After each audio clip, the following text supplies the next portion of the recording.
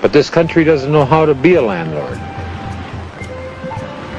And the Bureau of Indian Affairs, the BIA, has been charged with the responsibility of protecting our natural resources.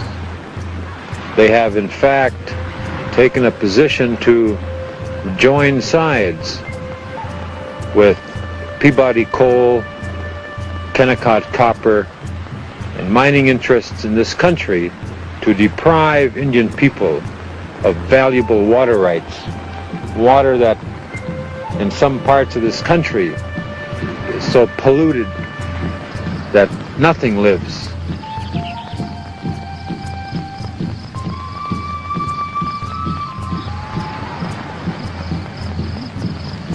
This treaty convention hopefully will close the door to